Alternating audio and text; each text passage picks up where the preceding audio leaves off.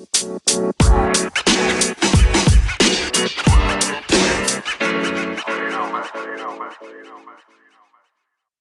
welcome to the Relentless Positivity Podcast. I'm your host, Joe Martin. Thank you so much for tuning in. I really appreciate the time. So let me ask you, let's start this off with a question. When's the last time you failed at something? My theory is that it has something to do with your belief and intention. So we're going to get into that. So let me just tell you a very riveting story about how I struggled to open a door. Isn't that a strong hook to keep you listening? So anyway, this particular door was a huge, heavy door, and it did not have a doorknob to turn. Now, all I had was this latch where you could insert a padlock to keep the building secure.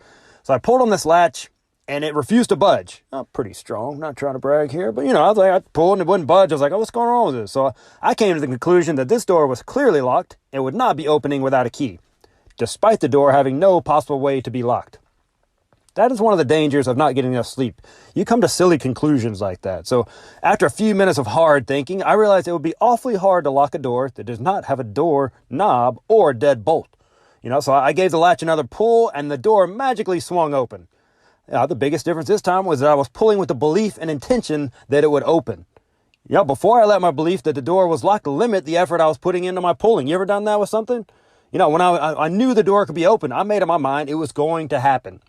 Maybe that's never happened to you. Maybe you get proper amounts of sleep or you're actually a smart person. But maybe you could use the USB example. We've all done this one, right? So go try to plug in a USB right now. You always have it right the first time, and it still doesn't go in. So you turn it the other way and you try it, and that doesn't work. Finally, you flip it back to the way you had it the first time. You confirm that you had it the right way, and somehow it magically works. Have you ever been there? I think we've all done that with the USB. And a more recent example for myself, this came up when I was writing the eulogy for my brother's memorial service. When I sat down to write that thing the first time, I couldn't even write a full sentence without breaking down. There was no way I could do this. I couldn't even write it down. How in the world am I going to get up and speak in front of people, say words on one of the most emotional days of my life? This is impossible. So I had to get my mind right first. First thing I did was not give myself any outs. Nobody else was going to do this, and no one was coming to save me. Burn the bridges, burn the ships. You ever heard those? Not having a backup plan can be an empowering thing. It's always too early to quit. That's a good quote to put in your mind. So, think about this. No matter how talented you are, no matter how many gifts and opportunities you've been given in life, if you quit too early, you're never going to reach your full potential. So you got to get your mind right first. The next thing I did was write down, be the strongest person at Tony's service.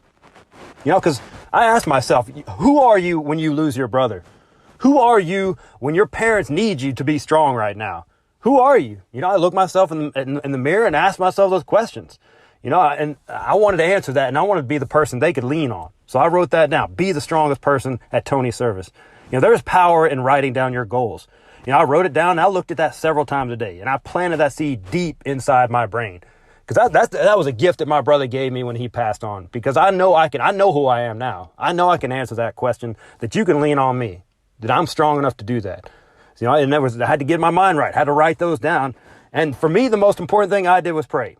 I don't know where you are in your walk, but for me, that was crucial. I prayed for strength, for peace, for words that would comfort and heal myself and others, and prayers that I could honor my brother one last time. All these were a powerful combination of belief and intention.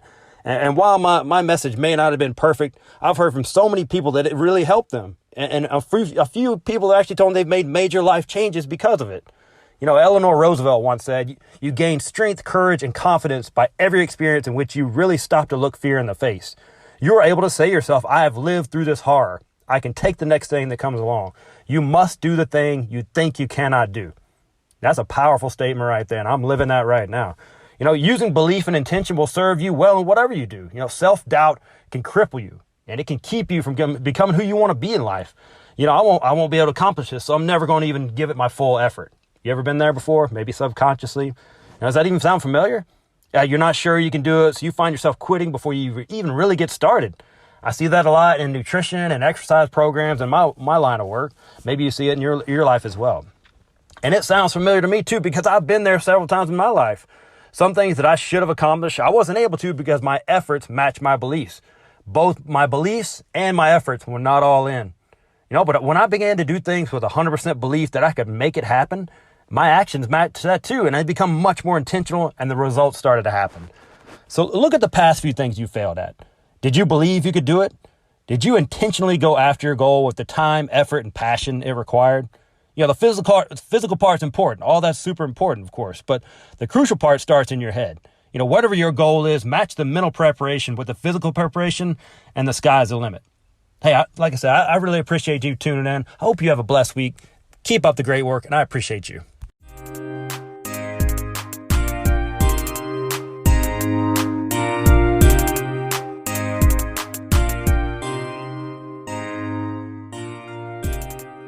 Hey, thank you so much for tuning in. I am so grateful to have these awesome sponsors. Go refinance your house with my friend Dominic Garver. Here's what happened. I called him up. He checked out my info, and he told me I didn't need to change a thing. No trying to sell me on a bunch of other stuff I didn't need. Just ran my numbers and told me you didn't need anything. So let him just run your numbers. He will do everything he can to save you years and money off of your mortgage.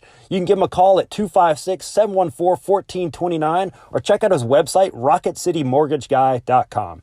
And then Teak Patnick with Patnick Realty. He's a guy, he's a native Huntsvillian, just like myself. He's a licensed real estate professional since 2004. Hey, you're not just a transaction with Teak. He wants to build a relationship for life with you. And this guy does it all. General real estate sales, acquisitions, property management, investments. Prayer, hard work ethic, honesty, and results are the foundations of what he's been built on. You can trust Patnick Realty with all your real estate needs, and they would be honored to be your turnkey agent for life. I trust Teak, and you should too. Give him a call at 256-694-0117 or email him at teak@patnickco.com. All that's in the show notes. You can look up it. Hey, is your child struggling with math? Are you frustrated trying to help them? Then you need Mathnasium of Madison. They will meet your child where they are and help them get where they need to go. And they will do this in a positive and uplifting environment. You will see measurable changes in attitude, confidence, and school progress. Go to their website, mathnasium.com/MadisonAL, and sign up for the assessment. It is a risk and cost-free process that will tell you exactly where your child stands academically. That website again, mathnasium.com/MadisonAL. And let's talk Apparelab. You can grow your business with creative merch. They got branded merch, promotional swag. You can increase your visual awareness with signs, banners, decals. They can even do an online fundraiser for your school or nonprofit. Go check out everything they do. Go to their new website. They just did it. It looks awesome. It's apparelab.inc, I-N-K.